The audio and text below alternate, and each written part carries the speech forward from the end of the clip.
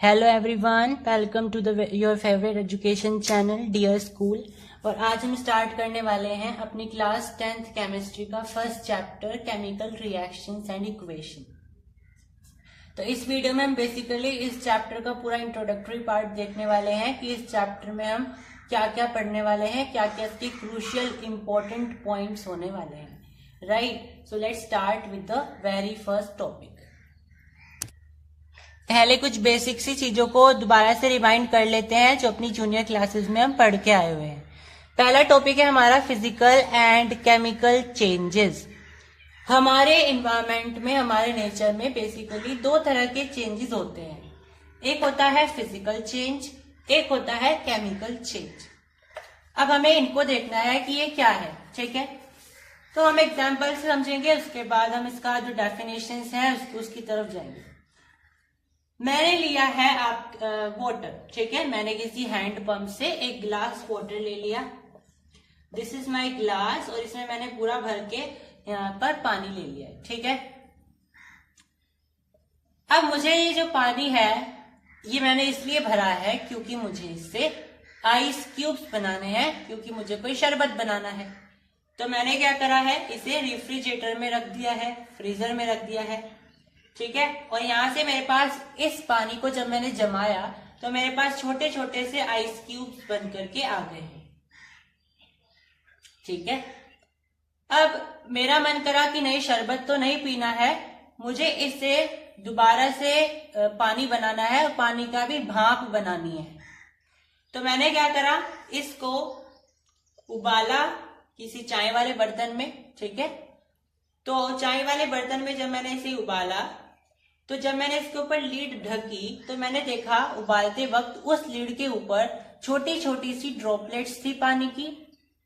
वो क्या है, वो ये पानी की बूंदे ही हैं जो कि भाप बन करके गई थी, और लीड क्योंकि उनके ऊपर आ गया था तो उनके ऊपर रह गई थी, और कंडेंस होकर के वो क्या बन गई है, पानी की ड्रॉपलेट्स बन गई है। अगर आप उस ड्रॉपलेट को अलग करना चाहते हो तो आप डिस्टिलेशन का प्रोसेस लगा सकते हो। डिस्टिलेशन के प्रोसेस से ये जो सारी की सारी वेपोराइज्ड ड्रॉपलेट्स हैं, बिल्कुल फिल्टर डिस्टिल्ड जो वाटर आएगा वो आपका स्टोर हो जाता है अलग ट्यूब में। आपको यहाँ पे डिस्टिल्ड वाटर मिल जाता है।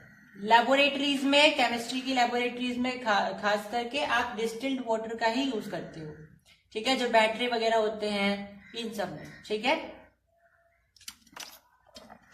अब आप यहाँ पे क्या देख पा रहे हो कि एक जो मेरे पास मैटर था, ठीक है, वाटर क्या है, मैटर है। हम क्लास 9th में पढ़ के आए हुए हैं कि वाटर यानी H2O एक मैटर है। तो ये मैटर क्या होता है, एनीथिंग विच ऑक्यूपाइज स्पेस, ठीक है, कुछ भी जो कि ऑक्यूपाइज कर सके स्पेस और उसकी कुछ वॉल्यूम हो, ठीक है। तो जो यहाँ पे वाटर था वो पहले तो था लिक्विड स्टेट में। ये क्या है, ये पानी का जब मैंने गिलास भरा था ये लिक्विड स्टेट में था।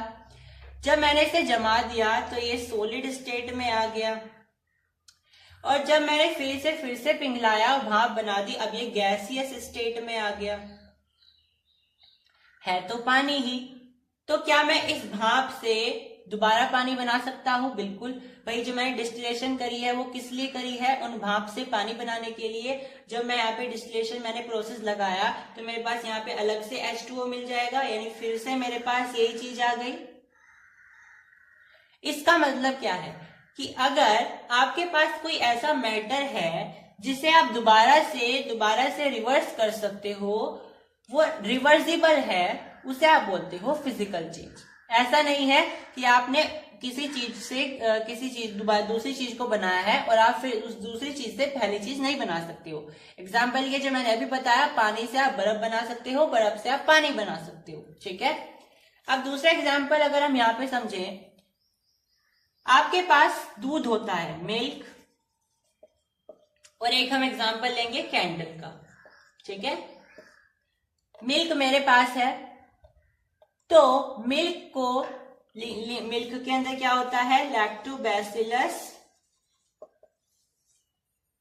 ये एंजाइम होती है, और लैक्टिक एसिड होती है बेसिकली। फिर दही जब बन जाती है तो उसके अंदर लैक्टोबैसिलस एंजाइम्स आ जाते हैं, ठीक है। तो आपने मिल्क से जब दही बनाई, मतलब कर्ड बनाया, तो क्या आप मुझे फिर से कर्ड से मिल्क बना करके दिखा सकते हो? नहीं बना सकते, बिल्कुल भी नहीं बता सकते हो। बना सकते हो, मिल्क से हम कर्ड नहीं बना, मिल्क से हम कर्ड बना सकते हैं, लेकिन कर्ड से फिर दोबारा से मिल्क नहीं बना सकते हैं। तो ये क्या है? इरिवर्सिबल है, मतलब कि हम इसे दोबारा से उसकी ओरिजिनल फॉर्म में कन्वर्ट नहीं कर सकते हैं। तो ये क्या हो गया हमारा? Chemical change. मतलब फिजिकल चेंज ऐसा चेंज होता है जिसे हम दोबारा से उसी फॉर्म में ला सकते हैं जिस फॉर्म से हमने उसे दूसरी फॉर्म में कन्वर्ट करा था। ठीक है, अब मेरे पास मोमबत्ती है। एक होता है मेल्टिंग ऑफ कैंडल, एक होता है बर्निंग ऑफ कैंडल। हम इसे एक ही समझ लेते हैं, लेकिन है दोनों अलग अलग। ठीक है, तो मेल्टिंग ऑफ कैंडल क्या है, बर्निंग ऑफ कैंडल क्या है, यहां पे देखेंगे। मैंने कोई कैंडल ली, या फिर आप बोल सकते हो मैंने मोम लिया है। ठीक है, मैंने उसे पिघला दिया है। पिघलाने का मतलब ये बिल्कुल भी नहीं है कि हमने उसकी रिएक्शन करा दी है ऑक्सीजन से और वो बिल्कुल एनवायरमेंट में फैल गया है, वो होगा आपका बर्निंग में। ठीक है, मेल्टिंग का मतलब है जस्ट आपने उसका स्टेट फॉर्म कन्वर्ट कर दिया है। मतलब कैंडल पहले क्या थी? सॉलिड थी, आपने उसे मेल्ट करा, इसका मतलब क्या है? अब आपने उसे लिक्विड फॉर्म में ला दिया है। ठीक है, इसका मतलब ये है। तो इसका मतलब यहाँ पे क्या हो गया कि ये आपका फिजिकल चेंज है। लेकिन बर्निंग में क्या होता है? बर्निंग जब आप करते हो कैंडल की, तो आपकी एक तो वैक्स की जो अमाउंट होती है वो कम होती जाती है। ठीक है, और भले ही आप उसको कन्वर्ट कर लो फिर दोबारा से कैंडल में या लिक्विड में, लेकिन आप उसके वही ओरिजिनल अमाउंट नहीं ला सकते हो, क्योंकि उसमें से कुछ अमाउंट बर्न हो चुकी है। तो ये क्या होता है? आपका केमिकल चेंज। ठीक है, यहां तक समझ में आया। और यहाँ पे ध्यान रखना कि केमिकल चेंज हमेशा होते हैं इरिवर्सिबल, आप उनको दोबारा से उनकी ओरिजिनल फॉर्म में कन्वर्ट नहीं कर सकते हो। लेकिन फिजिकल चेंज होते हैं रिवर्सिबल, उनको आप चेंज कर सकते हो। ठीक है, और भी अगर आपके पास ऐसे एग्जाम्पल्स हैं तो please make sure to write them in the comment section. कुछ और एग्जाम्पल्स से समझते हैं, जैसे कि मेरे पास होता है केक। केक किन किन चीजों से मिलकर के बनता है? ये क्रीम से मिलकर के बनता है, एग भी डाल सकते हैं, राइट, ब्रेड, और क्या, मान लीजिए मिल्क आ गया, मुझे नहीं पता, I am not a baker, लेकिन हम मान लेते हैं ये सारी चीजें होती है, चॉकलेट मान लो। ठीक है, इन सारी चीजों को मिक्स करके हम पूरा एक केक बनाते हैं। ठीक है, तो मैंने ये चीज डाली, ये चीज डाली, ये सब मिक्स कर दिया और उसका मैंने केक बना दिया। तो क्या केक में से हम दोबारा से इन सारी चीजों को दोबारा से निकाल सकते हैं? क्या हम उसी एग को दोबारा से निकाल सकते हैं वहां से? तो बोलोगे क्रीम उठा लेंगे ऊपर से। भाई हम ये मानते हुए चल रहे हैं कि हमने सारी चीजें बिल्कुल मिक्स कर दी है। ठीक है, उस केस में हम उन चीजों को दोबारा से नहीं निकाल सकते एज इट इज। ठीक है, उनमें कुछ ना कुछ ये चेंज आ चुका है क्योंकि वो आपस में मिक्स हो गई है। आप उसमें से दोबारा से वो सारी चीजें नहीं निकाल सकते जो इंग्रेडिएंट्स आपने उसमें मिलाए थे। तो ये भी क्या है? ये एक आपका केमिकल चेंज है। समझ में आई बात? तो यहाँ पे हमने अपना फिनिश कर लिया है केमिकल और फिजिकल चेंज। अब आपके पास ध्यान आपको ये रखना है कि केमिकल चेंज, फिजिकल चेंज, हम जो यहाँ पे पढ़ने वाले हैं वो यहाँ पे केमिकल चेंज पढ़ने वाले हैं। केमिकल चेंज का मतलब होता है केमिकल रिएक्शन, क्योंकि केमिकल चेंज किसकी वजह से होता है? किसी केमिकल रिएक्शन की वजह से होता है। ठीक है, तो केमिकल चेंज का होने का क्या मतलब होता है या क्या कारण होता है? तो केमिकल चेंज होने का क्या कारण होता है? केमिकल रिएक्शन होना। केमिकल चेंज इसी वजह से आया है क्योंकि उसके अंदर कोई ना कोई केमिकल रिएक्शन हुई है। ठीक है, और जैसे कि आप एग्जांपल से समझ सकते हो, मैंने मिलाया है, हम यहाँ पे सिंपल से एग्जांपल लेते हैं, H2 plus O2 will give you H2O। ठीक है, यहाँ हम इसको बैलेंस नहीं कर रहे हैं। चैप्टर जब हम आगे बढ़ाएंगे तो आपको ट्रिक भी बताएंगे कि कैसे हम केमिकल इक्वेशन को बैलेंस कर सकते हैं। ठीक है, ट्रिक से। वैसे तो हिट एंड ट्रायल मेथड होता ही है। तो केमिकल रिएक्शन ये आपके पास है, तो मैंने यहाँ पे H2 मतलब हाइड्रोजन, और डायएटॉमिक होता है क्योंकि गैसेस जनरली डायएटॉमिक होती है क्योंकि वो डायएटॉमिक स्टेट में ही एनवायरमेंट में एग्जिस्ट कर सकती हैं। ऐसे ही O2, और ये दोनों जब मिलेंगे तो आपको क्या बना करके देंगे, वाटर, H2O। ठीक है, अब आपको यहाँ पे देखो H2 और O2 आपके पास है।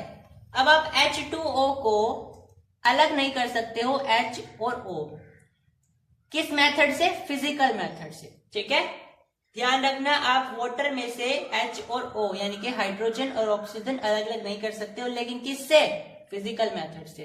तो क्या हम केमिकल मेथड से अलग कर सकते हैं, बिल्कुल कर सकते हैं।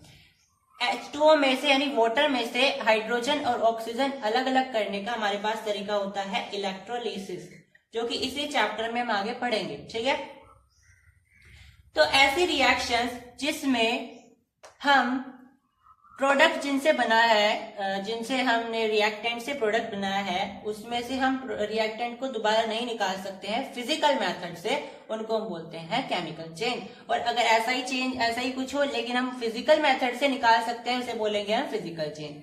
फिजिकल मेथड का मतलब होता है जैसे डिकेंटेशन होता है, सेडिमेंटेशन होता है, डिस्टिलेशन होता है, वेपोराइजेशन होता है, इवेपोरेशन होता है। ठीक है, जो हमने पिछले अपनी जूनियर क्लासेस में पढ़ा हुआ है। यहां तक समझ में आई सभी को? आगे देखो, आगे आपको यहाँ पे ध्यान में रखते हुए चलना है कि केमिकल जो चेंज होता है, जिससे हमें केमिकल रिएक्शन मिलती है। अब केमिकल रिएक्शन है क्या, अब इसके डीप में जाते हैं। ठीक है, हमने ये तो पढ़ लिया कि भाई केमिकल चेंज किसकी वजह से आता है, केमिकल रिएक्शन की, क्योंकि हम केमिकल चेंज ही पढ़ के आए हैं अपनी जूनियर क्लासेस से, हमने केमिकल रिएक्शन नहीं पढ़ी है। तो अगर आपको एकदम से बता दिया जाए कि केमिकल रिएक्शन ये है, तो आपको ये नहीं समझ में आएगा कि हमने इसका जो उसकी रूट है वो कहाँ से लेकर के आए हैं। तो केमिकल रिएक्शन हम इसलिए पढ़ रहे हैं क्योंकि हमने जूनियर क्लासेस में केमिकल चेंज पढ़ा है। तो केमिकल चेंज इसलिए होता है क्योंकि उसके अंदर केमिकल रिएक्शन हुई है। अब केमिकल रिएक्शन क्या होती है, तो केमिकल रिएक्शन क्या है, केमिकल रिएक्शन एक ऐसी प्रक्रिया होती है जिसके अंदर में हमने जो भी रिएक्टेंट लिए हैं, जिनकी हम रिएक्शन करवा रहे हैं आपस में, उनके एटॉमिक स्ट्रक्चर, इनके एटॉमिक अरेंजमेंट चेंज हो जाती है। स्ट्रक्चर चेंज नहीं होगा, उनके एटॉमिक अरेंजमेंट चेंज हो जाती है। जैसे कि H2 प्लस O2, अब इनके एटॉमिक रीअरेंजमेंट हो जाएंगी, ये क्या बन जाएगा, H2O। समझ में आई? यहाँ पे अगर आप बैलेंस करो तो ऐसा आ जाएगा। तो एक ऐसी रिएक्शन जिसमें अगर मैं जनरली बात करूं तो ये हो जाएगा कि जिसमें आप रिएक्टेंट की मदद से कोई ऐसा नया प्रोडक्ट बनाते हो जिसे आप दोबारा से रिएक्टेंट में कन्वर्ट नहीं कर सकते हो किसी फिजिकल मेथड से, वो होता है आपकी केमिकल रिएक्शन। केमिकल चेंज भी वही मान सकते हो, केमिकल रिएक्शन भी, क्योंकि केमिकल चेंज और केमिकल रिएक्शन दूसरे के कॉम्प्लीमेंट्री होते हैं, एक दूसरे से डिपेंडेंट होते हैं, विल नॉट से कॉम्प्लीमेंट्री। लेकिन अगर हम केमिस्ट्री की भाषा में देखें तो हमें यह समझ में आता है कि एक ऐसी रिएक्शन जिसमें एटॉमिक लेवल पर कोई रीअरेंजमेंट हुई हो। ठीक है, एटम वही है, उनके अंदर हमने कोई छेड़खानी नहीं करी है, लेकिन उनका रीअरेंजमेंट हो गया है। उनका जो पहले अरेंजमेंट था वो बदल करके कुछ और हो गया है, इसलिए वहां पर कुछ और हमें प्रोडक्ट बना है। अगर हम और अंदर घुसे तो हमें यह पता चलेगा कि केमिकल रिएक्शन इसलिए होती है क्योंकि जो हमने रिएक्टेंट लिए हैं उनके बीच में कोई आयन से लेकर के कोई ना कोई बातचीत हुई है। ठीक है, आयन्स को लेकर के उसमें कोई आयन शेयर हुए होंगे, उनमें कोई आयन एक दूसरे से डोनेशन करी होगी, या जो भी करा हो लूज हुए होंगे, वो आपस में रीअरेंज हो गए। ठीक है, तो आयन्स को लेकर के या फिर इलेक्ट्रॉन्स को लेकर के कोई ना कोई वहां पर छेड़खानी हुई है, इस वजह से वहां पे केमिकल रिएक्शन बनी है। क्लियर? तो केमिकल रिएक्शन समझ में आया कि ऐसी रिएक्शन केमिकल रिएक्शन क्या होती है, ऐसे प्रोसेस या ऐसे रिएक्शंस जिसमें हम रिएक्टेंट के जो हमारे पास रिएक्टेंट है उनका रीअरेंजमेंट कर देते हैं उनके एटॉमिक लेवल पर। ठीक है, हम एटॉमिक लेवल क्यों बोल रहे हैं, इलेक्ट्रॉनिक लेवल बोल रहे हैं, क्योंकि हमें पता है अगर हम न्यूक्लियर लेवल पर उसे चेंज कर देंगे तो वो न्यूक्लियर रिएक्शन बन जाएगी, ना कि केमिकल रिएक्शन। ठीक है, तो अगर हम किसी रिएक्शन में जितने भी रिएक्टेंट हमने लिए हैं उनमें एटॉमिक या फिर मोर प्रिसाइसली अगर हम बोलते हैं इलेक्ट्रॉनिक लेवल पर इलेक्ट्रॉन का लेन देन या शेयरिंग जो भी है उसको लेकर के कोई ना कोई काम करते हैं तो वो होगी केमिकल रिएक्शन। लेकिन अगर आप उसके न्यूक्लियस में घुस जाते हो तो होगी न्यूक्लियर रिएक्शन। ठीक है, जैसे इलेक्ट्रॉन का आपने एटम का आपने स्ट्रक्चर देखा है क्लास 9 में, ऐसा होता है। यहाँ पे आपका न्यूक्लियस होता है और यहाँ पे आपके इलेक्ट्रॉन फ्लो करते रहते हैं। ठीक है, वैसे तो ऑर्बिटल में होते हैं पर आपको अभी तक ये बताया गया है कि वो ऑर्बिट में होते हैं, तो आप वही मानते हुए चलो, वो क्लास 11 का कॉन्सेप्ट है आगे।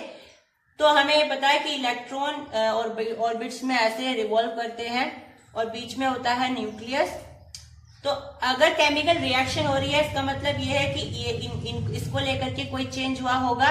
लेकिन अगर न्यूक्लियर रिएक्शन हो रही है तो यहाँ आपने इसको तोड़ते हुए, इस दीवार को तोड़ते हुए आप यहाँ पर घुस गए हो। और इस रिएक्शन को करने के लिए बहुत ज्यादा एनर्जी लगती है और बहुत ज्यादा एनर्जी लिबरेट भी होती है। ठीक है, न्यूक्लियर रिएक्शन में ये एटॉमिक बॉम्ब बनते हैं। ठीक है, ये जो है ना परमाणु बम बोलते हैं जिनको हम, ठीक है, रेडियो एक्टिव बॉम्ब्स होते हैं, ये सारे की कैसे बनते हैं? न्यूक्लियस को लेकर के। ठीक है, न्यूक्लियर रिएक्शन होती है, न्यूक्लियर लेवल पर होती है। लेकिन जो केमिकल रिएक्शन हम देखते हैं वो एटॉमिक लेवल पर होती है। वो हम कहीं भी देख सकते हैं, जैसे दही का बन जाना। ठीक है, रस्टिंग, लोहे का जर जाना। ठीक है, रस्टिंग क्या होता है? जब लोहा जर जाता है, जिसपे जड़ लग जाता है। ठीक है, ये। ठीक है, तो टाइप्स ऑफ चेंजेस में मैंने 2 टाइप्स बताए थे। एक और टाइप होता है, हालांकि this is not in your syllabus, लेकिन एक और टाइप होता है जिसे आप बोलते हो रेडियो एक्टिव चेंज।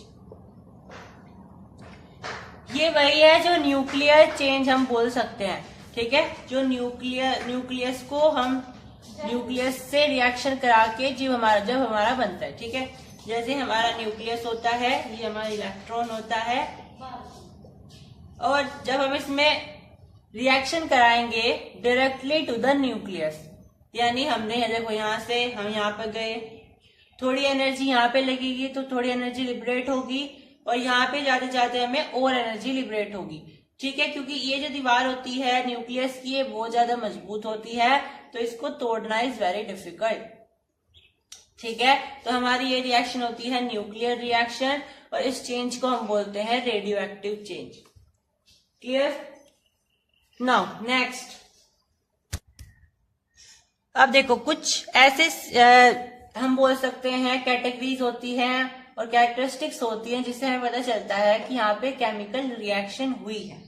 ठीक है, ऐसे बहुत सारे होते हैं, जैसे कि हम बोल सकते हैं हमने कोई 2 सब्सटेंस मिलाए थे और उसे मिला करके पहले तो कोई और रंग था या कलरलेस थे, और अब दूसरा कलर हो गया है, ग्रीन हो गया है या वायलेट हो गया है, जो भी। ठीक है, तो इस तरीके के कुछ चेंजेस होते हैं, जैसे टेम्परेचर का बढ़ जाना, कलर का चेंज हो जाना। ठीक है, और प्रेसिपिटेट का बन जाना नीचे, हीट का लिबरेट हो जाना, दैट इज ऑल टेम्परेचर। ठीक है, क्लियर? और साथ में हम बोल सकते हैं कुछ बबल्स निकल जाना या कुछ ऐसे लिबरेशंस निकल जाना, राइट? ये सारी चीजें होती हैं। तो हमें कैसे पता चलता है केमिकल रिएक्शन हुई है? अच्छा, इसमें हमारा स्टेट ऑफ मैटर भी चेंज हो जाता है कभी कभी।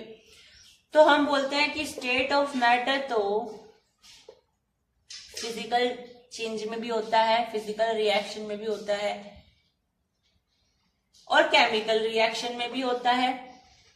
तो अब हम कैसे पता करेंगे कि ये जो स्टेट ऑफ मैटर हुआ है ये कौन सी रिएक्शन में हुआ है, whether it is in chemical reaction और फिजिकल रिएक्शन?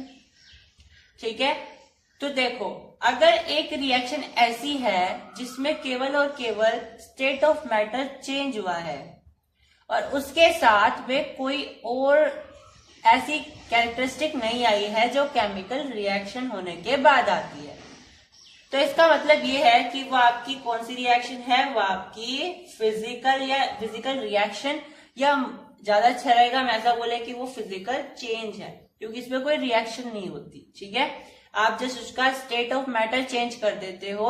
अगर वो पहले लिक्विड था तो आप गैस बना देते हो, गैस था तो सॉलिड बना देते हो, राइट। अच्छा, अगर हम ये बोलते हैं कि उसका स्टेट ऑफ मैटर चेंज हो जाए या वो हो या ना हो, उसके साथ साथ दो कोई और चेंजेस भी होने चाहिए। यानी अगर आप स्टेट ऑफ मैटर में कंफ्यूज हो कि स्टेट ऑफ मैटर तो भाई केमिकल रिएक्शन में भी हो सकता है, फिजिकल रिएक्शन में भी हो सकता है, तो फिजिकल रिएक्शन में तो केवल और केवल state of matter he change होगा, ठीक है। लेकिन अगर स्टेट ऑफ मैटर के साथ साथ कुछ और चेंज भी होता है, मान लीजिए टेम्परेचर बढ़ गया, या फिर कोई कलर चेंज हो गया है, या प्रेसिपिटेट बन गया है, तो हम वहां पे बोलेंगे कि ये केमिकल रिएक्शन हुई है, ठीक है। तो ये तरीके होते हैं जिससे हम पता करते हैं कि केमिकल रिएक्शन हुई है। ये तो थे जब हम स्टेट ऑफ मैटर में कंफ्यूज हो जाए। अब कुछ बेसिक क्राइटेरिया होते हैं जिससे हमें पता चल जाता है कि यहाँ पे केमिकल रिएक्शन हुई है, ठीक है। पहला होता है इवोल्यूशन ऑफ गैस, ठीक है, इवोल्यूशन ऑफ गैस, गैस का उत्पन्न हो जाना, गैस का लिबरेट हो जाना, ठीक है। यहाँ पे हम देखो H2 लिबरेशन वाले जो प्रोसेस होता है वो चैप्टर नंबर 2 में पढ़ेंगे, पर ये आपको ध्यान रखना है कि जो भी कोई ऐसी रिएक्शन होती है, जिस रिएक्शन होती है ऐसी जिसमें आपकी गैस लिबरेट हो जाती है, गैस निकलती है बाद में, फिर उनका टेस्ट भी किया जाता है, ठीक है। तो उनका टेस्ट भी सिखाया जाएगा। तो क्या होता है उनका टेस्ट, CO2 को अगर आपको चेक करना है तो आप कैसे करते हो, CO2 को चेक करने के लिए आपको लाइम वाटर चाहिए होता है, ठीक है। आपको नहीं पता है कौन सी गैस आपको टेस्ट करना है, तो आप इसका टेस्ट कैसे करोगे, आप इसको लाइम वाटर से पास कराओ, अगर लाइम वाटर मिल्की हो जाता है तो ये CO2 गैस ही है। H2 गैस यानी कि हाइड्रोजन गैस कैसी होती है, हाइड्रोजन गैस को जब आप एकदम से स्प्लिंटर के पास लेकर के आते हो, यानी कि आग के पास लेकर के आते हो, तो एक कैसी आवाज के साथ एकदम से बर्स्ट होता है, पॉप अप साउंड के साथ। और अगर हम बात करते हैं ऑक्सीजन की, अच्छा, कार्बन डाइऑक्साइड का यूज ऐसे भी हो सकता है, आप कैंडल को लीजिए वो बुझ जाएगी, ठीक है। और ऑक्सीजन का कैसे होगा, अगर आप कैंडल को वहां पे ले जाते हो ऑक्सीजन के पास तो आग बिल्कुल भड़क जाएगी, ठीक है। तो ऑक्सीजन क्या करती है, आग को और भी ज्यादा बढ़ा देती है। Increase fire intensity, clear. और एक होती है हमारी SO2, अगर हमें इसका टेस्ट करना है तो SO2 हम थर्ड चैप्टर में पढ़ते हैं, ये एक एसिड गैस है, एसिडिक गैस है, ठीक है। तो क्योंकि ये एसिडिक गैस है तो हम इसका उन मेथड से पता कर सकते हैं जिनसे हम एसिड का यूज करते हैं, यानी कि हम इसका pH भी निकाल करके पता कर सकते हैं कि ये कौन सी, अगर इसका pH एसिड वाले उसमें कॉर्नर में आता है तो इसका मतलब ये एसिडिक गैस, ठीक है। तो इसका टेस्ट ऐसे हो गया, यानी कि ये सल्फर डाइऑक्साइड गैस है। या फिर आप इसका यूज KMnO4 में भी इसका यूज कर सकते हैं, उसमें मिला करके, तो कलर चेंज हो जाता है, ऑरेंज से ग्रीन हो जाता है, ऑरेंज से ग्रीन हो जाता है, ठीक है। तो ये कुछ गैसेस है जिसे हम पता कर सकते हैं। ये तो था आपका पहला कैरेक्टरिस्टिक जिससे हम पता कर सकते हैं कि रिएक्शन हुई है या नहीं। दूसरा होता है आपका फॉर्मेशन ऑफ प्रेसिपिटेट। जब भी गैस निकलती है रिएक्शन में तो आप ऐसे डिनोट करते हो, ठीक है। और जब भी आपका प्रेसिपिटेट बनता है, प्रेसिपिटेट, तो या तो आप PPT लिख दो वहां पर, या फिर आप उसको ऐसे डिनोट करते हो, क्योंकि ये नीचे रह जाता है रिएक्शन के, तो इसलिए इसे यहां रखते हैं। और गैस उड़ जाती है तो इसे यहां से रखते हैं, ठीक है। चलो, तो प्रेसिपिटेट का मतलब होता है जब हमने एक रिएक्शन करी, उसके बाद रिएक्शन के बाद कुछ आपके पास इनसोल्यूबल मैटर रह जाता है नीचे की तरफ, उसे बोलते हैं प्रेसिपिटेट, ठीक है। एक होता है चेंज इन कलर, यानी कि आप ऐसे रिएक्शन कर रहे हो जिसमें आपने जो प्रोडक्ट बनाए थे, जो आपने रिएक्टेंट मिलाए थे, उनका कलर कुछ और था, या फिर वे कलरलेस थे, और बाद में जो आपकी रिएक्शन के बाद जो आपको प्रोडक्ट मिले हैं वो उनका कलर कुछ और है या फिर वो कलरलेस हो गया। ठीक है, यानी कि आपको कलर में चेंज देखने को मिला। अगर पहले कलरलेस थे तो इधर कुछ ना रंग बिरंगे हो गए होंगे, और अगर पहले रंग बिरंगे थे तो हो सकता है कलरलेस हो जाए या फिर कोई और रंग आ जाए। ठीक है, मान लीजिए पहले रेड था अब येलो हो गया। ठीक है, तो चेंज इन कलर भी होता है केमिकल रिएक्शन। फोर्थ है चेंज इन टेम्परेचर। टेम्परेचर भी बढ़ता है। ठीक है, वो घट भी सकता है और बढ़ भी सकता है। अगर आप न्यूट्रलाइजेशन रिएक्शन की बात करते हो तो जो टेम्परेचर है वो घट जाता है। ठीक है, और अगर आप कुछ बर्स्टिंग रिएक्शन जैसे आप एक्सोथर्मिक रिएक्शंस की बात करते हो तो टेम्परेचर बढ़ जाता है। ठीक है, क्या होती है एक्सोथर्मिक रिएक्शंस, वो हम इसी चैप्टर में देखने वाले हैं। नेक्स्ट होता है स्टेट का चेंज हो जाना, जिसके बारे में हमने अभी डिस्कस करा है। ठीक है, केमिकल रिएक्शन में स्टेट भी चेंज हो जाता है। तो मैंने बता दिया फिजिकल में भी स्टेट ऑफ मैटर चेंज होता है, लेकिन दोनों में डिफरेंस क्या है। क्लियर? चलो इसके बाद हमारे क्या है देखो,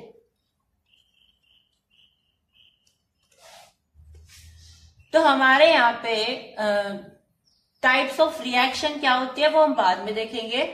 ठीक है, पहले ये देख लीजिए कि केमिकल रिएक्शन का क्विक रिवीजन कर लेते हैं। तो केमिकल रिएक्शन की डेफिनेशन हम कैसे लिख सकते हैं, क्या होती है केमिकल रिएक्शन की best definition.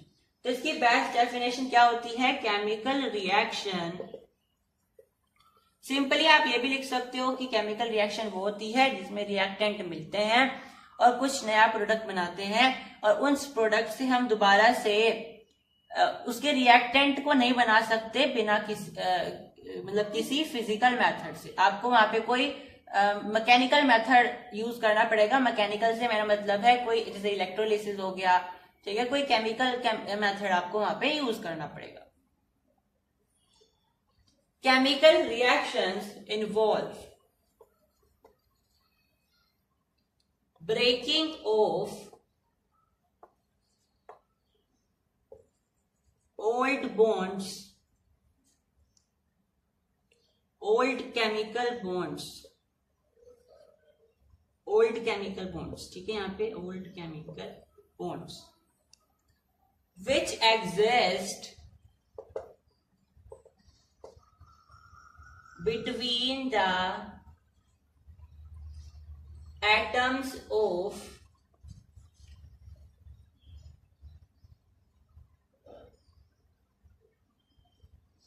breaking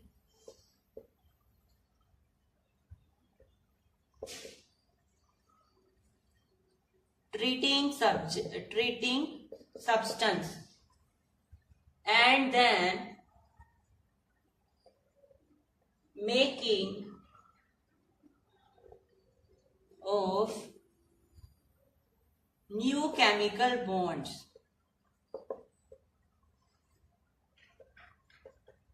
between the rearranged atoms of new substance। I would say ये बेस्ट डेफिनेशन है। वैसे तो लिखने को आप ये भी लिख सकते हो आसान से, जो मैंने बताई थी। इसे देखते हैं क्या है। तो chemical reaction involve breaking of old chemical bonds, यानी जो पहले रिएक्टेंट के बीच में जो पुराने केमिकल बॉन्ड थे, केमिकल रिएक्शन में क्या होता है, वो पुराने केमिकल बॉन्ड टूट जाते हैं और नए केमिकल बॉन्ड बनते हैं। इससे एटॉमिक रीअरेंजमेंट हो जाती है। ये आपकी होती है केमिकल रिएक्शन। सभी को समझ में आई? अब एक होती है हमारे पास रिएक्शन, मैग्नीशियम को आप जलाते हो किसके साथ, ऑक्सीजन के साथ। ठीक है, मतलब आपने मैग्नीशियम रिबन लिया और आपने मैग्नीशियम रिबन को जला दिया। ठीक है, तो क्या होता है, white flashing light, white dazzling light निकलती है। ये क्वेश्चन आता है। ठीक है, व्हाइट डैजलिंग लाइट निकलती है और व्हाइट एक आपके पास नीचे कंपाउंड बन जाता है। तो कभी कभी उसका नाम पूछ लिया जाता है कि भाई वो एक्स है तो उसका नाम बताइए। ठीक है, यानी मैग्नीशियम रिबन को आपने जलाया व्हाइट डैजलिंग लाइट निकली तो क्या प्रोडक्ट बना होगा नीचे व्हाइट कलर का? तो क्या होता है, मैग्नीशियम को जलाने का मतलब होता है उसके साथ ऑक्सीजन की रिएक्शन करवाना। तो मैग्नीशियम में प्लस हो जाएगा ऑक्सीजन, और मैग्नीशियम में जब ऑक्सीजन प्लस होगा तो हमें क्या मिलेगा, मैग्नीशियम ऑक्साइड मिलेगा।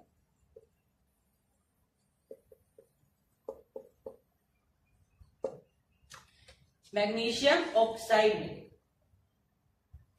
ठीक है। और मैग्नीशियम रिबन को आप रिएक्ट करवाने से पहले उसे सैंड पेपर से एक बार क्या करते हो, रफ करते हो, क्योंकि पहले ही उसमें मैग्नीशियम ऑक्साइड की लेयर बनी रहती है, प्रोटेक्टिव लेयर, क्योंकि बहुत ज्यादा रिएक्टिव होता है तो उसके ऊपर पहले से ही जमी रहती है। तो आप उसे पहले साफ करते हो सैंड पेपर से, उसके बाद रिएक्शन कराते हो तो आपको ये प्रोडक्ट मिल जाता है, ठीक है। तो अगर ये तो होगी आपकी केमिकल रिएक्शन लिखने का तरीका। अब केमिकल इक्वेशन क्या होती है, ध्यान से देखेंगे।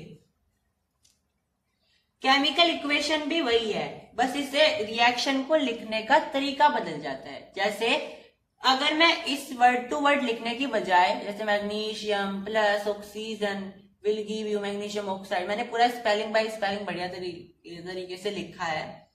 अगर मैं ये चाहूं कि मैं इन सबको छोड़ के सिंबल्स वगैरह का यूज कर दूं, केवल वर्ड्स का यूज कर दूं, एलिमेंट्स का सिंबल्स यूज कर दूं, तो आसान हो जाएगा, ठीक है। हमें जब बड़ी बड़ी रिएक्शंस दी जाएंगी तो हमें कंफ्यूजन नहीं होगा। तो इसी तरीके से हमें यहाँ पे करना है। तो मैग्नीशियम होता है Mg और ऑक्सीजन मतलब O2 जो एनवायरमेंट में होती है। इसकी रिएक्शन करके हमें क्या मिला, मैग्नीशियम ऑक्साइड और MgO, ठीक है। कैसे आया MgO, देखो Mg के ऊपर होता है +2 चार्ज, ऑक्सीजन के ऊपर होता है -2 चार्ज। तो जब हम वैलेंस क्रिस क्रॉस करते हैं तो ये दोनों आपस में कैंसिल हो जाते हैं और ये आपस में मिलकर के आपको MgO यानी मैग्नीशियम ऑक्साइड बना करके देते हैं। तो केमिकल इक्वेशन को लिखने का बेस्ट तरीका क्या होता है, आप इसमें ये सब सिंबल्स लिख दो और साथ में आप इसमें कुछ ऐसे डिटेल्स ऐड कर दो, जैसे कि आप इसमें ऐड कर सकते हो कि कोई कौन सा मैटर कौन से स्टेट में है। जैसे मैग्नीशियम तो आपका सॉलिड में था, ऑक्सीजन आपका गैसियस में था और ये आपका आया सॉलिड, आपने ये लिख दिए, ठीक है। और क्योंकि यहाँ पे देखो प्रेसिपिटेट भी बचा है और नीचे कंपाउंड भी बना है तो आप ये भी लिख सकते हो इसमें, जिसका मतलब है प्रेसिपिटेट, ठीक है। अब केमिकल इक्वेशन को जब आप लिखते हो, सबसे पहला काम होता है उसे बैलेंस करना। बिना बैलेंस के आपकी केमिकल इक्वेशन अधूरी होती है। तो केमिकल इक्वेशन क्या बताई मैंने, केमिकल रिएक्शन का ही एक पार्ट है जिसे हम सिंबल्स या दूसरे वर्डिंग फॉर्म में लिख सकते हैं, क्लियर। अगर हीट हो रही है तो आप इसको ऐसे बना सकते हो यहाँ पे, तो ये सारे सिंबल्स होते हैं। अच्छा, अब आता है बैलेंसिंग का कॉन्सेप्ट। हम आखिर बैलेंस क्यों करते हैं इक्वेशन को, बैलेंस करने की जरूरत क्यों पड़ी? तो इसके पीछे का कारण होता है मास law of conservation of mass, ठीक है, law of conservation of mass, law of conservation of mass. इस लॉ की वजह से हमें इक्वेशन को बैलेंस करना पड़ता है। ये लॉ किसने दिया था, तो ये लॉ दिया था एंटोइन लावोसियर ने 1774 में दिया था। इसका मानना यह था कि मास can neither be created nor destroyed, ठीक है। यानी मास को आप ना तो क्रिएट कर सकते हो और ना ही बना सकते हो, ना ही डिस्ट्रक्ट कर सकते हो, ना ही नष्ट कर सकते हो।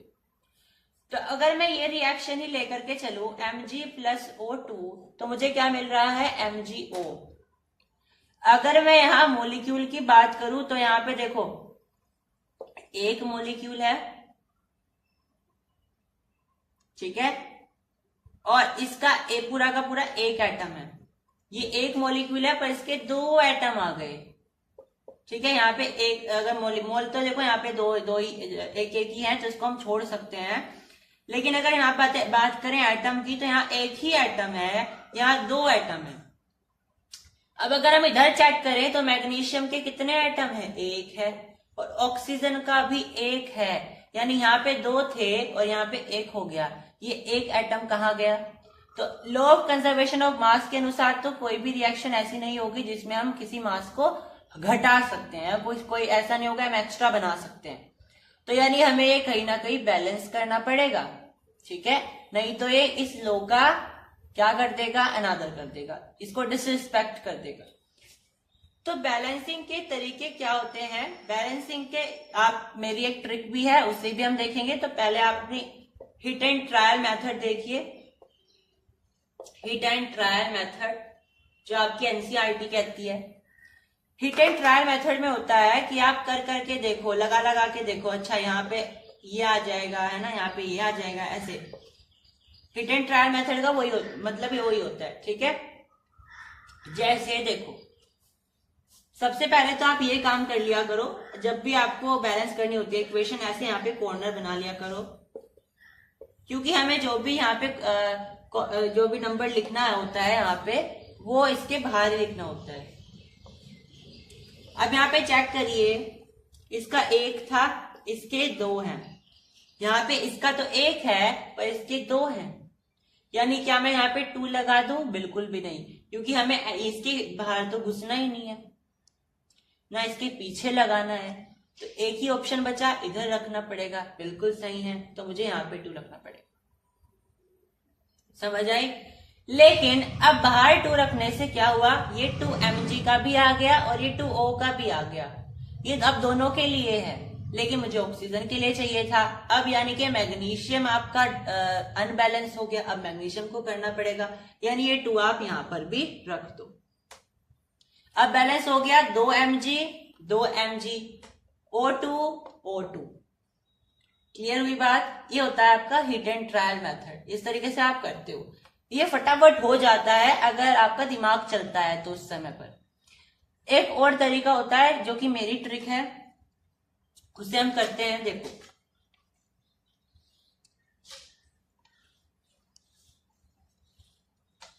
अच्छा, ट्रिक देखने से पहले एक चीज देखो, यहाँ पे ये रिएक्शन हमारी बनी 2 mg plus O2 will give you 2 mg।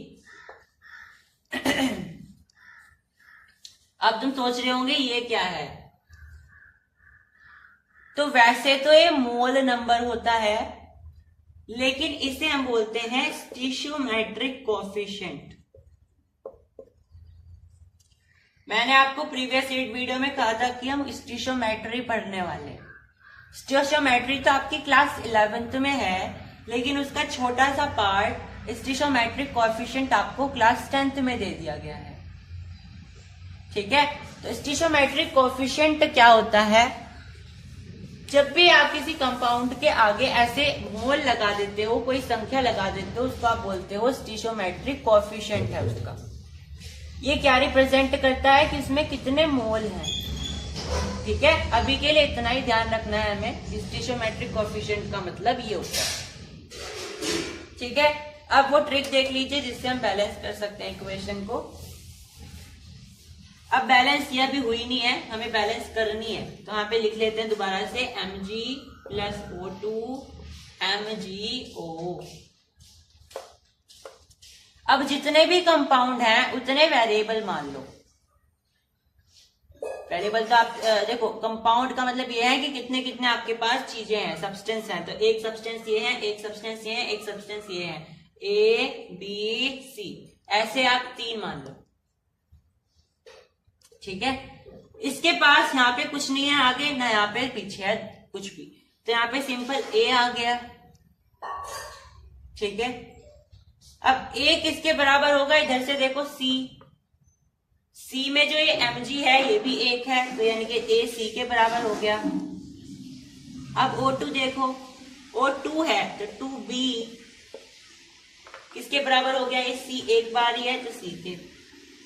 अब जो भी ज्यादा बार आता है, रिपीट होता है, उसे हम 1 के इक्वल कर लेते हैं। C यहाँ पे 2 बार आया तो हमने लेट कर लिया कि जो C है वो 1 है। अगर C1 है तो A भी 1 हो जाएगा, और यहाँ पे अगर हम 1 पुट करते हैं तो हमें B कितना मिलता है, 1/2 मिलता है। ठीक है, तो अगर मैं यहाँ पे देखूं इस रिएक्शन को, यानी यहाँ पे मेरे पास आ जाएगा 1/2।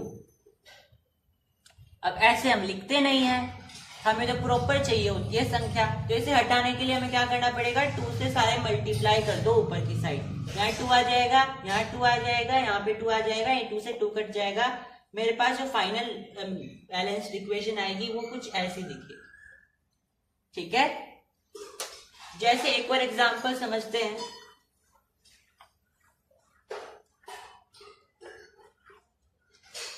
वाटर का फॉर्मेशन H2 + O2 H2O, ये A है, ये B है, ये C है। तो 2A किसके बराबर, 2C के बराबर। 2B किसके बराबर, खाली C के बराबर। ऑक्सीजन यहाँ पे 1 है, यहाँ 2 ही थी, यहाँ भी 2 है। ठीक है, यहाँ से C लेना है। ठीक है, चलो तो क्या करना पड़ेगा, लेट C बराबर 1। तो अगर C1 है तो A भी 1 हो जाएगा, क्योंकि 2 से 2 कैंसिल हो जाएगा, तो C1 A1। और यहाँ पे अगर मैं पुट करूं फिर से 1, तो 2B, तो B की वैल्यू क्या आ जाएगी, 1/2। फिर से अगर मैं यहाँ पे रखना चाहूं तो मेरे पास कैसी दिखेगी इक्वेशन, कुछ ऐसी दिखेगी, क्योंकि B का मतलब ये है ना यहाँ पे, तो 1/2 रखा। A का मतलब ये होता है, C का मतलब ये होता है। फिर से हम उसको ऐसे नहीं रखेंगे, ऊपर क्या किससे डिवाइड मल्टीप्लाई कर देंगे, न्यूमरेटर में 2 से कर देंगे। तो अगर मैं यहाँ पे 2 रखूं, यहाँ पे 2 रखूं, यहाँ पे 2 रखूं, तो ये 2 से 2 कट जाएगा, 1 रह जाएगा, यहाँ पे 2, यानी कि कुछ ऐसी दिखेगी इक्वेशन। ये आपके पास फाइनल इक्वेशन आ जाएगी जो बैलेंस्ड है। ठीक है, तो इस तरीके से हम बैलेंसिंग करते हैं। तो आज टाइप्स ऑफ केमिकल रिएक्शन, अगर हम बात करते हैं केमिकल रिएक्शन की in the terms of heat, कि हीट कितनी निकल रही है, हीट निकल रही है या हीट एब्जॉर्ब हो रही है, तो उसके बेसिस पर तो 2 टाइप्स होते हैं। पहला टाइप होता है एक्सोथर्मिक, दूसरा टाइप होता है एंडोथर्मिक। एक्सोथर्मिक रिएक्शन में क्या होता है, आपने जो रिएक्शन करी है उसके प्रोडक्ट में आपको हीट मिल जाती है, और एंडोथर्मिक में आपको हीट लगानी पड़ती है, उसके बाद जो रिएक्शन है वो फुलफिल होती है। क्लियर, तो ये हमारा फर्क होता है एक्सोथर्मिक रिएक्शन और एंडोथर्मिक रिएक्शन। ठीक है, और अगर हम दूसरे बेसिस पर बात करते हैं, जनरली जो टाइप्स ऑफ रिएक्शन होती हैं वो आपकी पहली होती है कॉम्बिनेशन रिएक्शन, दूसरी होती है डिकम्पोजिशन रिएक्शन,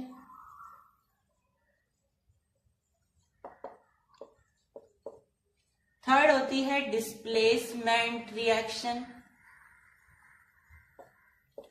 फोर्थ होती है डबल डिस्प्लेसमेंट रिएक्शन,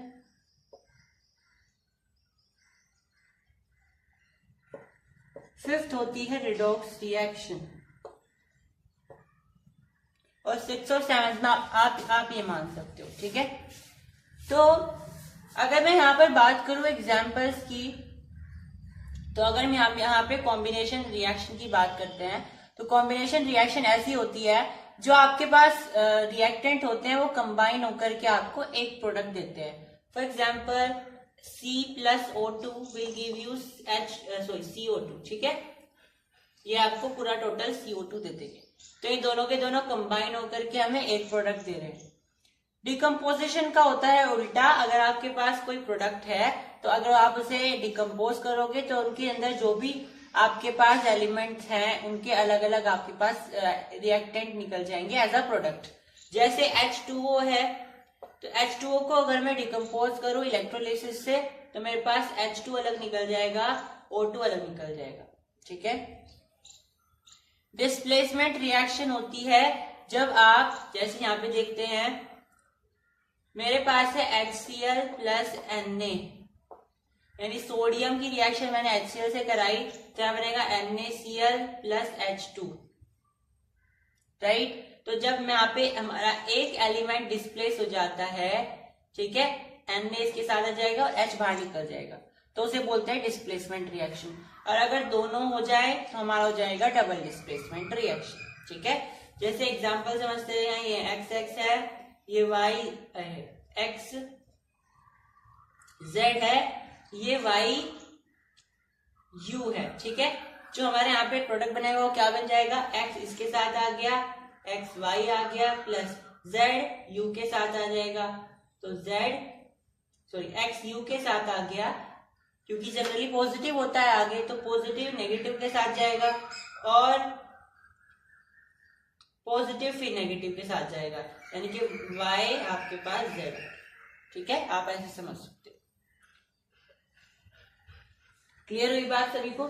आगे हमारे पास है रिडॉक्स रिएक्शन। उससे पहले एग्जाम्पल देख लेते हैं एक्सोथर्मिक रिएक्शन का। तो एक्सोथर्मिक रिएक्शन का अगर हम यहाँ पे एग्जाम्पल देखते हो तो क्विक लाइम जो होता है, क्विक लाइम मतलब कैल्शियम ऑक्साइड। तो कैल्शियम ऑक्साइड की रिएक्शन जब आप H2O से करते हो तो आपके पास क्या बनता है, CaOH का होल ट्वाइस बनता है और बहुत सारी हीट निकल जाती है, ठीक है, बहुत सारी हीट आपकी निकल जाती है। समझ आई बात। और अगर आप बात करते हो एंडोथर्मिक रिएक्शन की तो बहुत सारी हीट आपको देनी पड़ती है, ठीक है, आपको बहुत सारी हीट देनी पड़ती है, उसके बाद रिएक्शन होती है। क्लियर। चलो, अगर आप एंडोथर्मिक का एग्जांपल देखते हो तो जैसे वाटर का जो फॉर्मेशन होता है H2 प्लस O2, आपको यूवी रेज देनी पड़ती है, यानी कहने की बात है आपको हीट लगानी पड़ेगी, तब जाकर के आपको H2O मिलता है, ठीक है। तो ये एंडोथर्मिक रिएक्शन के आपके पास एग्जांपल है। अब मैंने आपको बताई थी रिडॉक्स रिएक्शन भी देखेंगे, मैंने आपको बताई थी डिकम्पोजिशन रिएक्शन, ठीक है। अब डिकम्पोजिशन जो रिएक्शन होती है वो 3 तरह की होती है, पहले वो कवर कर लेते हैं, उसके बाद रिडॉक्स रिएक्शन करेंगे, हमारा चैप्टर ऑलमोस्ट फिनिश होने वाला है। तो डिकम्पोजिशन रिएक्शन की अगर मैं बात करूं तो हमारे पास पहला जो उसका टाइप होता है वो होता है थर्मल डिकम्पोजिशन रिएक्शन। दूसरा जो टाइप होता है वो होता है इलेक्ट्रोलिसिस डिकम्पोजिशन रिएक्शन। तीसरा जो एग्जाम्पल होता है वो होता है फोटोलिसिस डिकम्पोजिशन रिएक्शन। फटाफट से देखते हैं, बहुत ज्यादा इंपॉर्टेंट है ये। थर्मल का अगर मैं बात करूं, थर्मल से आप क्या समझते हैं, हीट, ठीक है, थर्मल का मतलब होता है हीट। यानी कि डिकम्पोजिशन रिएक्शन कब होगी, जब आप उसमें हीटिंग करते हो। अगर आप उसे हीट देते हो तो आपकी डिकम्पोजिशन रिएक्शन फुलफिल होगी, तो आप बोलोगे थर्मल डिकम्पोजिशन रिएक्शन। अगर आप बिजली देते हो, वहां पे बिजली के झटके दे रहे हो उसे, तो आप बोलोगे इलेक्ट्रोलिसिस डिकम्पोजिशन रिएक्शन। और अगर आप फोटोलिसिस मतलब आप सनलाइट दे रहे हो तो आप बोलोगे फोटोलिटिक डिकम्पोजिशन रिएक्शन। क्लियर। तो अगर मैं बात करूं थर्मल डिकम्पोजिशन रिएक्शन की तो हमारे पास एग्जांपल होता है CaCO3। और जब आप इसे हीट करते हो तो आपके पास क्या बनता है, CaO यानी कैल्शियम ऑक्साइड या क्विक लाइम, और प्लस में कार्बन डाइऑक्साइड, ये आपके पास रिएक्शन आती है। अगर आप बात करते हो इलेक्ट्रोलिसिस की तो बहुत अच्छा एग्जांपल है इलेक्ट्रोलिसिस का, दैट इज H2O, और आपके पास बनता है H2H2 प्लस O2। वाटर, जो वाटर बनता है वो वाटर को अगर आप इलेक्ट्रोलिसिस करोगे तो आपके पास H2 और O2 मिल जाता है। अब फटाफट से डीपली समझ लेते हैं कि इलेक्ट्रोलिसिस काम कैसे करता है, ठीक है। तो अगर मुझे इलेक्ट्रोलिसिस करना है तो मैंने क्या किया, एक मग लिया है ऐसे, उसमें मैंने पानी भर दिया है, यहाँ पे मैंने इलेक्ट्रोड लगा दिए हैं, ठीक है, 2 इलेक्ट्रोड लगा दिए हैं और इनको बैटरी से लगा दिया है। मान लीजिए 6 वोल्ट की कोई बैटरी है, ठीक है। तो मैंने यहाँ पे जब इसे बिजली दी वाटर को, तो इसमें जो हम बोलते हैं कि नेगेटिव वाली इलेक्ट्रोड होगी, ये मान लो नेगेटिव वाली इलेक्ट्रोड है, ये मान लो पॉजिटिव वाली इलेक्ट्रोड है, तो H2O जब हम बिजली देंगे तो आप H2 और O2 में निकल जाएगा। अगर हम आयनिक लेवल पर देखें तो H क्या है, H पॉजिटिव, O क्या है, O ट्वाइस नेगेटिव, यही होता है। तो इसका मतलब क्या है, जो नेगेटिव है वो पॉजिटिव की तरफ जाएगा, जो पॉजिटिव है वो नेगेटिव की तरफ जाएगा। मतलब नेगेटिव इलेक्ट्रोड के पास कौन निकलेगा, H2 निकलेगा, पॉजिटिव इलेक्ट्रोड के पास कौन निकलेगा, O2 निकलेगा। मतलब इस इलेक्ट्रोड के पास अगर आप माचिस की तिल्ली लेकर के जाते हो तो पॉपअप साउंड की आवाज आएगी, मैंने बताया था आपको, और ऑक्सीजन यहां से आपके पास निकलेगी। ठीक है, इस तरीके से आप इलेक्ट्रोलिसिस करते हो। नाउ आपके पास जो मैंने CaCO3 बताया है इस रिएक्शन में, CaCO3, आपको ये भी ध्यान रखना है कि CaCO3 होता है मार्बल का फॉर्मूला भी। ठीक है, मार्बल का फॉर्मूला भी यही होता है, और जनरली जब यहाँ पे व्हाइट वॉशिंग करी जाती है तो यही यूज किया जाता है। तो फिर शाइनिंग आ जाती है ना, शाइनिंग आती है बहुत बढ़िया। तो वो क्यों आती है, क्योंकि CaO के साथ कार्बन डाइऑक्साइड निकल रहा है। ठीक है, तो इसकी वजह से हमारे पास शाइनिंग आ जाती है। समझ आ रही है बात? तो इस तरीके से हमारे पास वहां पे शाइनिंग आएगी। तो ये आपको दोनों ध्यान रखने हैं। ये जो डिकम्पोजिशन रिएक्शन के टाइप्स हैं, इनसे क्वेश्चन आता है, इससे ज्यादातर आता है फोटोलिसिस से, और इलेक्ट्रोलिसिस की जो मैंने एक्टिविटी बताई वो इम्पोर्टेंट है। फोटोलिसिस समझते हैं। फोटोलिसिस का मतलब है डिकम्पोजिशन ही होना, लेकिन किसकी मदद से होना, सनलाइट की मदद से होना। क्योंकि फोटो का मतलब होता है लाइट, तो आप सनलाइट बोलो या केवल लाइट बोल सकते हो। ठीक है, दोनों ही क्या है, आपकी डिकम्पोजिशन रिएक्शन होती है। इसका एग्जाम्पल क्या है, AgCl यानी कि सिल्वर क्लोराइड। आप अगर देखो तो यहाँ पे लिखा Ag+Cl। ये ऐसे कलर का होता है, ये होता है व्हाइट कलर का, और आपके पास फिर ये AgCl से सिल्वर हो जाता है अलग ग्रे कलर का, और ये हो जाता है अलग, ये क्लोरीन गैस। ठीक है, येलोइश कलर की। इसी तरीके से AgBr होता है, जिसमें Ag अलग हो जाता है और Br अलग हो जाता है। ठीक है, तो ये हमें रिएक्शन ध्यान रखनी है। और अगर आप ये देखते हो, देखो आप जब चांदी का सामान कोई खरीदते हो तो जानबूझ के उस पर क्लोरीन की रिएक्शन करा के रखते हैं ताकि वो बहुत ज्यादा चमके, और अगर आप धूप में रखते हो उन्हें तो धीरे धीरे से वो उनकी डलनेस होनी स्टार्ट हो जाती है।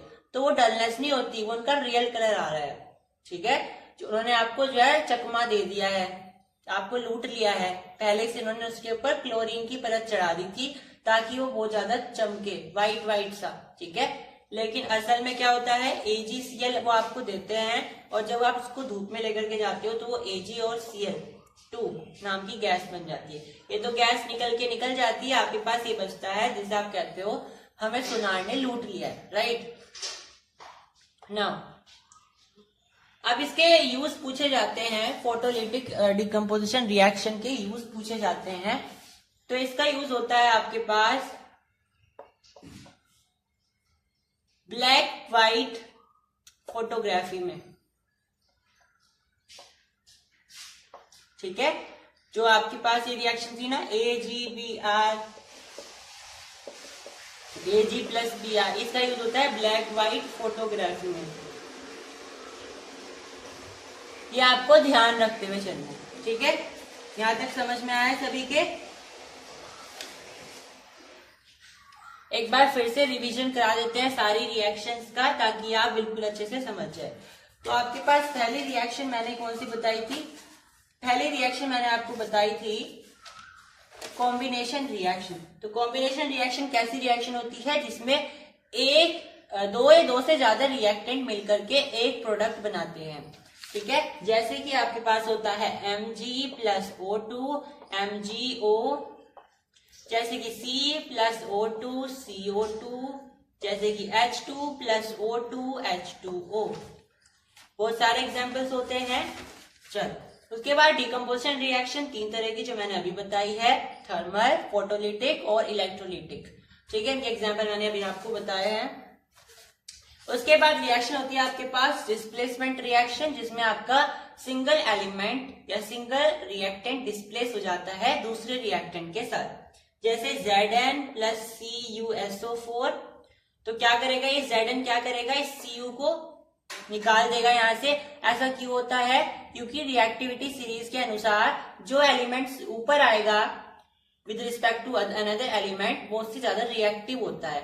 तो जिंक जो है कॉपर से ज्यादा रिएक्टिव होता है, तो जिंक इसे हटा देगा। तो आपके पास क्या बनेगा? ZnSO4 प्लस Cu आपके पास अलग निकल जाएगा। क्लियर? नाउ आपके पास होती है डबल डिस्प्लेसमेंट रिएक्शन। जैसे कि यहाँ पे देखिए BaCl2 plus Na2SO4 will give you BaSO4 plus NaCl। तो यहाँ पे क्या हुआ है, ये Ba है और जो पहला होता है आपके पास जनरली वो पॉजिटिव होता है, तो पॉजिटिव किसके पास जाएगा? यहाँ के नेगेटिव के पास जाएगा। अब यहाँ का पॉजिटिव किसके पास जाएगा? यहाँ के नेगेटिव के पास जाएगा। ठीक है, तो BaSO4 आ गया, पर Na2Cl2 नहीं होता कुछ, क्योंकि एक दूसरे से 2 कट जाएंगे, इक्वल चार्ज जाएगा, तो NaCl आपके पास बन जाएगा। जो आपके घर आप टाटा नमक खाते हो दैट इज NaCl। ठीक है, ये कैसे बनता है? वैसे तो NaCl नहीं बनता, नमक बनता है जनरली, जो हम रिएक्शन बना के देखते हैं लेबोरेटरीज में, वो भी हम आपको कराएंगे। ठीक है, एक्सपेरिमेंट क्लासेस भी आपकी जल्दी होगी। तो यहां तक मैंने आपको बताए हैं रिएक्शंस के टाइप। अब आपकी लास्ट रिएक्शन बचती है, that is redox reaction. Redox reaction, अब रिडॉक्स रिएक्शन में क्या होता है? ऑक्सीडाइजेशन और रिडक्शन एक साथ साथ हो जाते हैं। ठीक है, ऑक्सीडाइजेशन और रिडक्शन दोनों साथ साथ हो जाते हैं। अब इस बात को समझने के लिए, रिडॉक्स रिएक्शन को समझने के लिए ऑक्सीडाइजेशन और रिडक्शन का समझना बहुत ज्यादा जरूरी है। तो इनके मतलब हम कई तरीके से निकालते हैं। जैसे कि ऑक्सीडाइजेशन का मतलब होता है ऐड कर देना ऑक्सीजन, ठीक है, या फिर माइनस कर देना हाइड्रोजन। ठीक है, ऑक्सीडाइजेशन का मतलब क्या होता है? या तो आप उसमें ऑक्सीजन ऐड कर दो या फिर आप उससे हाइड्रोजन निकाल दो। आपके पास अगर ऑक्सीजन है भी नहीं, अगर आपको ऑक्सीडाइजेशन करनी है फिर भी, तो आप क्या कर सकते हो? उसमें से हाइड्रोजन को निकाल सकते हो। ठीक है, एक और मतलब होता है लॉस ऑफ इलेक्ट्रॉन्स। ऑक्सीडाइजेशन का मतलब होता है लॉस ऑफ इलेक्ट्रॉन्स। जिस जगह पर इलेक्ट्रॉन्स का लॉस हो रहा है वहां पे आप बोलते हो ऑक्सीडाइजेशन हुई है। ठीक है, ऐसे ही रिडक्शन का मतलब होता है हाइड्रोजन का ऐड कर देना। और अगर आपके पास हाइड्रोजन नहीं है, आप रिडक्शन करना चाहते हो, तो आप क्या कर सकते हो? ऑक्सीजन को माइनस कर सकते हो, या फिर इसका मतलब होता है gain of electrons. Gain of electron, जहां पे इलेक्ट्रॉन का गेन हो रहा है वहां पे आप बोलोगे कि रिडक्शन हो रही है। यहां पे समझ में आई बात? ऑक्सीडाइजेशन का मतलब क्या है, रिडक्शन का मतलब क्या है, तीन पर्सपेक्टिव में आप देख सकते हो। और मुझे यहां तक मुझे लगता है जो तीसरा पर्सपेक्टिव है इससे सवाल आ सकता है, gain of electron, loss of electron. आपको कोई सेटअप दे दिया जाएगा, देखो ध्यान से समझिए। आपको ऐसा कोई सेटअप दे दिया, यहाँ पे आपके पास 2 इलेक्ट्रोड लगी हुई है, वो बोल रहा है ए इलेक्ट्रोड है, ये बी इलेक्ट्रोड है, और ए इलेक्ट्रोड पर क्या हुआ है? इलेक्ट्रॉन अपना प्लेस बदल रहे हैं। आपको ऐसा बोल देगा डिस्प्लेस हो रहे हैं, इसका मतलब इलेक्ट्रॉन लॉस हो रहे हैं। तो जनरली उसने क्या बोल दिया कि ए इलेक्ट्रोड पर लॉस ऑफ इलेक्ट्रॉन हुआ है। तो इसका मतलब क्या है? यहाँ पे क्या हुई है? ऑक्सीडाइजेशन हुई है। तो आपको पूछेगा बी पर क्या हुआ होगा? अगर यहाँ पे ऑक्सीडाइजेशन हुई थी, यहाँ पे क्या हुआ होगा? रिडक्शन हुआ होगा। ठीक है, और ऐसी रिएक्शन जहां पे ऑक्सीडाइजेशन और रिडक्शन साथ साथ काम करते हैं, उस रिएक्शन को आप बोलते हो रिडॉक्स रिएक्शन। जैसे कि मैंने एग्जांपल दिया, यहां से इलेक्ट्रॉन गए निकले, यहाँ पे जाएंगे, यानी कि यहां से तो इलेक्ट्रॉन का लॉस हुआ और यहाँ पे इलेक्ट्रॉन का गेन हुआ है। ठीक है, तो यहाँ पे आप बोलोगे कि ये कौन सी रिएक्शन चल रही है? ये आपकी रिडॉक्स रिएक्शन चल रही है। एग्जाम्पल से समझते हैं, एग्जाम्पल समझते हैं। आपके पास है CuO plus H2, Cu plus H2O। अब ये रिएक्शन रिडॉक्स रिएक्शन है, हम कैसे पता कर सकते हैं? तो उसके लिए आपको एक चीज और समझनी पड़ेगी, दैट इज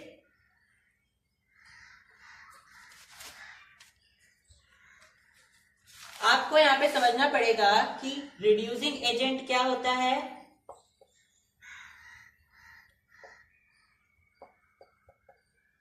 ऑक्सीडाइजिंग एजेंट क्या होता है, रिड्यूस्ड सब्सटेंस क्या होता है, और ऑक्सीडाइज्ड सब्सटेंस क्या होता है। ठीक है, ये आपको समझना है।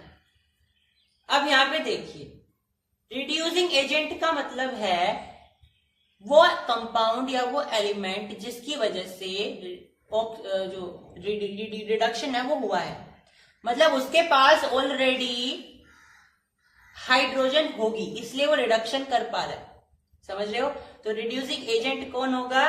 जिसके पास ऑलरेडी हाइड्रोजन होगी, इसलिए वो रिडक्शन कराएगा भी, क्योंकि ऐसे वैसे कोई नहीं करा सकता। जिसके पास हाइड्रोजन है वही कराएगा। तो रिड्यूसिंग एजेंट जिसके पास हाइड्रोजन होती है। ठीक है, अब ऑक्सीडाइजिंग एजेंट भी बिल्कुल सेम है, जिसके पास ऑक्सीजन होती है, इसलिए वो ऑक्सीडाइजेशन भी कराएगा। ठीक है, अब इनका उल्टा देखिए, जो रिड्यूसिंग एजेंट होता है वही आपका ऑक्सीडाइज्ड सब्सटेंस भी होता है।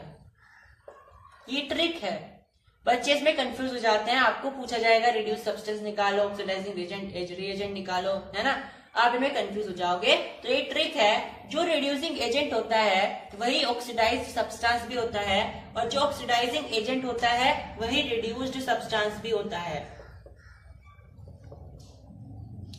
ठीक है, अगर मैं यहाँ पे बात करूं तो आपके पास यहाँ पे दिया हुआ है CuO, तो इसके पास ऑक्सीजन है, इसका मतलब क्या है? ये आपका ऑक्सीडाइजिंग एजेंट है। और ऑक्सीडाइजिंग एजेंट होने के साथ साथ ये क्या होगा? ये रिड्यूस्ड सब्सटेंस भी होगा। रिड्यूस सब्सटेंस का मतलब इसके आगे इसमें से ऑक्सीजन हट जाएगी। ठीक है, H2 ये आपका रिड्यूसिंग एजेंट है, और जो रिड्यूसिंग एजेंट होगा वो आपका ऑक्सीडाइज्ड सब्सटेंस भी होगा। देखिए, CuO है, इसमें से ऑक्सीजन अलग निकल गई, मतलब ये रिड्यूस्ड सब्सटेंस बन गया, लेकिन ऑक्सीडाइजिंग एजेंट ये था। H2 रिड्यूसिंग एजेंट था, लेकिन H2O बन गया, इसमें ऑक्सीजन ऐड हो गई, मतलब ये ऑक्सीडाइज्ड सब्सटेंस बन गया। सभी को समझ में आई क्या हुआ यहाँ पर? ये सिंपल सी ट्रिक है।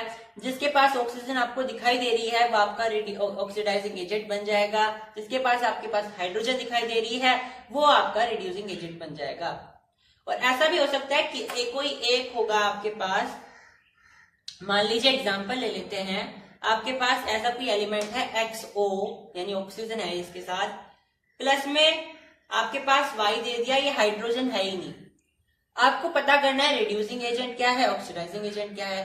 तो आप देख पा रहे हो उसके पास ऑक्सीजन है, तो ये तो आपका ऑक्सीडाइजिंग एजेंट है ही, और इसके अलावा जो भी बचा वो आपका क्या हो जाएगा? रिड्यूसिंग एजेंट हो जाएगा। ठीक है, दीज आर द ट्रिक्स जो आपको हेल्प करेंगे। ठीक है, तो यहां तक आपके समझ में आया। अब ये जो मैंने रिएक्शन लिखी है ये बड़ी इंपॉर्टेंट रिएक्शन है, ध्यान से समझते हैं। मैंने लिया कॉपर का पाउडर, ठीक है, कॉपर पाउडर मैंने लिया और मैंने उसको हीट किया बर्नर पर। ठीक है, मैंने उसको हीट करा। तो हीट करने का मतलब क्या बताया था मैंने? ऑक्सीजन से रिएक्शन करवाना। तो कॉपर की रिएक्शन मैंने कराई ऑक्सीजन से, तो मुझे क्या मिलेगा? कॉपर ऑक्साइड मिलेगा। ये कॉपर होता है ब्राउन कलर का, और ये आपके पास आ जाएगा ब्लैक कलर का कंपाउंड।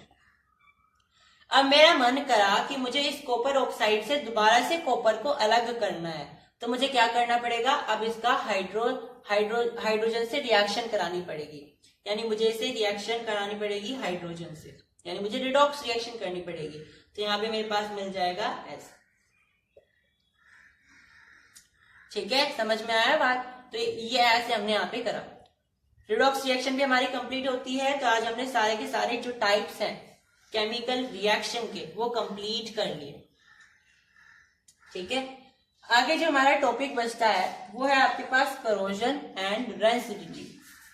उसके पहले कुछ इंपॉर्टेंट पॉइंट्स देख लेते हैं। कोरोजन और रेंसिडिटी पढ़ने से पहले कुछ इंपॉर्टेंट टर्म्स देख लेते हैं जो हमारे चैप्टर में जरूरी है। पहली होती है आपके पास प्रेसिपिटेशन रिएक्शन। तो प्रेसिपिटेशन रिएक्शन कौन सी रिएक्शन होती है जिसके पास अगर आप रिएक्शन करते हो तो बाद में आपके पास कोई प्रेसिपिटेट बन जाता है। तो बोलोगे मैंने उसे पढ़ाया क्यों नहीं इसमें? तो क्योंकि precipitation reaction double displacement reaction का ही दूसरा नाम होती है। तो तुम बोलोगे इसका मतलब ये है कि डबल डिस्प्लेसमेंट रिएक्शन में हमेशा आपको एक प्रेसिपिटेट मिलता है। तो मैंने कहा बिल्कुल सही, ठीक है। तो हमेशा आपको डबल डिस्प्लेसमेंट रिएक्शन में कोई ना कोई प्रेसिपिटेट मिलेगा और इसीलिए आप उसको बोलते हो प्रेसिपिटेशन रिएक्शन। उसके बाद है हेबर्स प्रोसेस। हेबर्स प्रोसेस को ध्यान से समझेंगे। हेबर्स प्रोसेस होता है अमोनिया बनाने का प्रोसेस, ठीक है।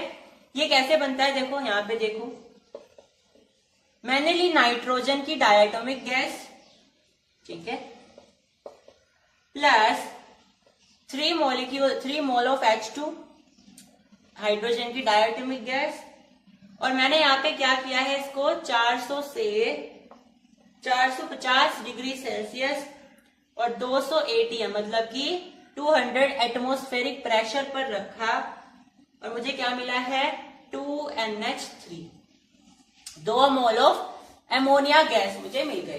तो ये प्रोसेस होता है आपका हेबर्स प्रोसेस। हेबर्स प्रोसेस के अनुसार आप जो है यहाँ पे NH3 यानी कि अमोनिया गैस बनाते हो, ठीक है। अमोनिया गैस कैसे बनती है? नाइट्रोजन और हाइड्रोजन को ऐड करके। ये कंडीशन रहती है, आपको यहाँ पे रखना होता है 400 से 450 डिग्री सेल्सियस और 200 ATM। और ध्यान रखना इस रिएक्शन में आपको एक कैटलिस्ट भी लेकर के चलना होता है, डेट इज Fe, आयरन। अब एक कैटलिस्ट क्या होता है यहाँ पे समझ लीजिए कि यहाँ पे कैटलिस्ट आपको लेके चलना है। अब हम आपको समझाते हैं कैटलिस्ट है क्या। तो कैटलिस्ट क्या होता है? कैटलिस्ट कुछ ऐसे सब्सटेंस होते हैं जो कि आप जब रिएक्शन कर रहे होते हो आपकी रिएक्शन की स्पीड को मेंटेन करते हैं। अगर आपको वो रिएक्शन बिल्कुल क्विक चाहिए, प्रॉम्प्ट चाहिए, तो आप वहां पे कैटलिस्ट का यूज कर सकते हो। कुछ कैटलिस्ट होते हैं ऐसे। या फिर आप चाहते हो कि ये रिएक्शन थोड़ी धीरे धीरे से चले, ग्रेजुअली चले, तो उसके अलग से कैटलिस्ट होते हैं। तो ये क्या करते हैं, रिएक्शन को एडजस्ट करते हैं जैसा आप चाहते हो आपके अनुसार, ठीक है। आप स्पीड को या रेट को मेंटेन करते हैं, ठीक है, कैटलिस्ट।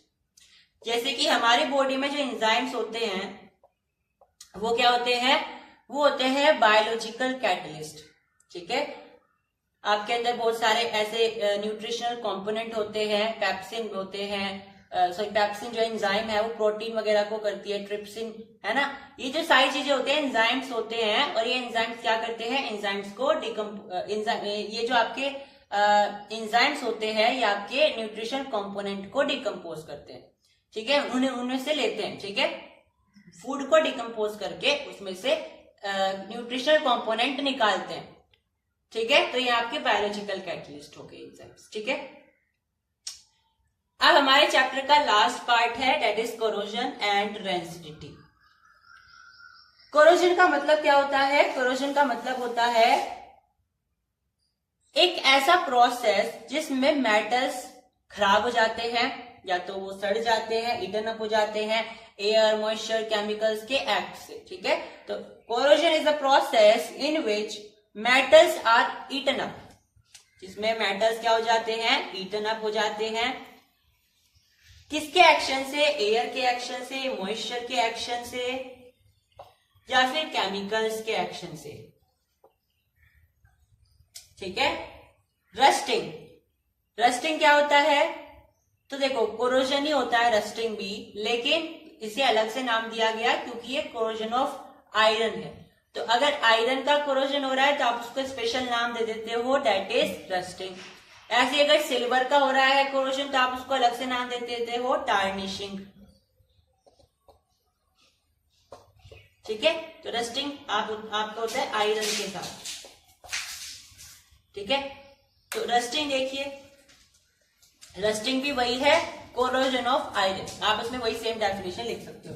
अब इसमें आपको एक रिएक्शन ध्यान रखनी होती है जो कि बहुत इंपॉर्टेंट होती है, और वो होती है, आपको डायरेक्ट ध्यान रखनी है, 4Fe plus 3O2 plus 2XH2O will give you 2Fe2O3 dot XH2O। ठीक है, और ये आपका केमिकल नेम क्या होता है इसका, हाइड्रेटेड आयरन थर्ड ऑक्साइड। इसको ही आप रस्ट बोलते हो। ये X क्या है, क्योंकि वाटर की अमाउंट बदल सकती है, तो यहाँ पे X की जगह कुछ भी आ सकता है। ठीक है, लेकिन रस्ट का फॉर्मूला यही होता है। रस्ट कैसे बनता है, आयरन, ऑक्सीजन, वाटर और आपके पास इधर। बेसिकली ये बोल रहे हैं कि जर कैसे लगता है, तो जर कैसे लगता है, जब आप लोहे को खुली हवा में छोड़ देते हो और मॉइस्चर भी वहां पे होता है। ठीक है, आप रात को छोड़ दो बाहर तो क्या होगा, ओस पड़ेगी उस पर, ओस पड़ने से ऑक्सीजन भी वहां पर है, तो आपको वहां पे आयरन पे जर लगा हुआ मिल जाएगा। ठीक है, तो जर का फॉर्मूला ये होता है, रस्ट का फॉर्मूला ये होता है। ठीक है, अब आपका नया टॉपिक है, डेट इज डेंसिटी। डेंसिटी क्या होता है, तो अगर आपका जो खाना है वो उसके अंदर ऑयल है, ऑयल की अमाउंट है, और उसका एरियल ऑक्सीडाइजेशन हो जाता है। एरियल ऑक्सीडाइजेशन मतलब कि हवा से ऑक्सीजन आई और आपका जो खाना है उसके अंदर ऑक्सीजन ने रिएक्शन कर दी। कहने की बात यह है कि आपका जो भोजन है वो खराब कर दिया, उसे आप बोलते हो रेंसिडिटी। रेंसिडिटी की वजह से आपके भोजन से अनप्लेजेंट स्मेल आने लग जाती है और अच्छा टेस्ट नहीं आता। ठीक है, अब रेंसिडिटी से बचाव कैसे किए जाएं, रेंसिडिटी से बचाव कैसे किए जाएं, तो रेंसिडिटी से बचाव करने के बहुत सारे तरीके होते हैं। पहला तो होता है आप एंटीऑक्सीडेंट्स का यूज कर सकते हो, क्योंकि उसने क्या कर दिया है, उसने फूड को ऑक्सीडाइज कर दिया है, तो आप क्या यूज कर सकते हो, एंटीऑक्सीडेंट जो उसको काट सके। दूसरा होता है नाइट्रोजन गैस की आप पैकेजिंग कर सकते हो, नाइट्रोजन गैस भर सकते हो। नाइट्रोजन गैस प्रिवेंट रखेगी, आपके फूड को ऑक्सीडाइज नहीं होने देगी। उसके बाद होता है आप रेफ्रिजरेटर का यूज कर सकते हो, सबसे सिंपल होता है। उसके बाद होता है आप एयर टाइट कंटेनर, यानी आप हवा घुसने ही मत दो कंटेनर में, है ना, हवा नहीं घुसेगी तो ऑक्सीडाइज भी नहीं होगा। उसके बाद होता है आप फूड को सनलाइट से बाहर रखो, क्योंकि फूड भी क्या कर सकता है, आपके खाने को डिकम्पोज कर सकता है। ठीक है, अब कुछ इंपॉर्टेंट बातें हैं जो आपको ध्यान रखनी है। पहला होता है न्यूट्रलाइजेशन, जिसका हम प्रैक्टिकल भी करने वाले हैं। 1-2 दिन में आपके पास वीडियो अवेलेबल हो जाएगी। ठीक है, तो न्यूट्रलाइजेशन रिएक्शन क्या होती है, ऐसी रिएक्शन होती है जिसमें आप एक एसिड लेते हो, आप एक बेस लेते हो और आप उनकी रिएक्शन कराते हो और आपको एक साल्ट मिलता है और साथ में वाटर मिलता है। जैसे कि आपके पास होता है NaOH, ये क्या है, एक बेस है, और आपके पास होता है HCl, ये आपके पास एक एसिड होती है। इसको मिला करके आपके पास बनता है NaCl प्लस H2O। हालांकि ये एसिड है, बेस है, ये आप अगले चैप्टर में पढ़ने वाले हो, लेकिन मैं न्यूट्रलाइजेशन रिएक्शन आपको बतानी है क्योंकि आपके पास हम प्रैक्टिकल वीडियो लेकर के आने वाले हैं इसके एक्सपेरिमेंट की। ठीक है, ताकि आपको वहां पर समझ आ सके कि हम कर क्या रहे। ठीक है, तो NaOH प्लस HCl, तो NaOH क्या है, आपके पास एक बेस है, HCl क्या है, आपके पास एक एसिड है, और ये दोनों रिएक्ट करके आपके पास क्या बना रहे हैं, NaCl जो आपका साल्ट होता है, और H2O यानी कि जो आपका वाटर होता है। तो ऐसी रिएक्शन जिसमें आप बेस और एसिड की रिएक्शन करवाओ और आप नमक बनवाओ और वाटर बनवाओ, ये होता है आपकी न्यूट्रलाइजेशन रिएक्शन। ठीक है, नमक बनाने की जो प्रक्रिया होती है, हम प्रैक्टिकली नमक बना करके भी देखेंगे। ठीक है, एक होता है आपके पास जनरली एक सवाल पूछा जाता है कि जुगनू क्यों चमकते हैं। ठीक है, ग्लो फ्लाइज ग्लो क्यों करती हैं? इसका जो जवाब है वो रिडॉक्स रिएक्शन से जुड़ा हुआ है, इससे मुझे बताना है। तो ग्लो फ्लाइज जो होती है उनके अंदर कुछ स्पेशल टाइप की प्रोटीन होती है। ठीक है, स्पेशल टाइप की प्रोटीन होती है, और जो प्रोटीन वो निकलती है उसका नाम होता है ल्यूसीफेरिन होता है। और ये ल्यूसीफेरिन नाम की जो प्रोटीन होती है ये कहां से निकलती है, लूसीफेरेट से निकलती है। ठीक है, लूसीफेरेट से निकलती है। और जो ये लूसीफेरिन नाम की प्रोटीन होती है ये ऑक्सीडाइज हो जाती है। ठीक है, जैसे कुछ जुगनू जो होते हैं वो उनके अंदर ये प्रोटीन भरी रहती है जो कि लूसीफेरेट से निकलती है, लूसीफेरिन नाम की। ये क्या करती है, हवा में मौजूद ऑक्सीजन से रिएक्शन कराती है, मतलब बेसिकली ये ऑक्सीडाइज हो जाती है। और जैसे ही ऑक्सीडाइज होती है, ऑक्सीडाइज होते ही इसमें एक रोशनी हमारे पास उपलब्ध हो जाती है। मतलब कि आप ऐसा बोल सकते हो लूसीफेरिन प्लस ऑक्सीजन आपको लाइट प्रोवाइड कराता है।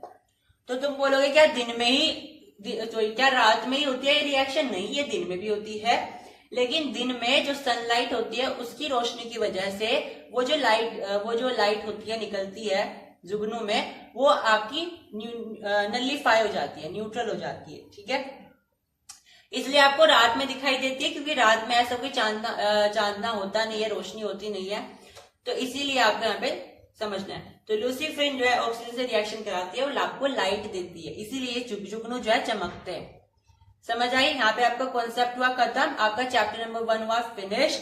बहुत जल्दी हम आपके लिए इसकी प्रैक्टिकल वीडियोस भी लेकर के आने वाले हैं। So make sure you have like the video and subscribe the channel as well to get every notification and every update from the channel.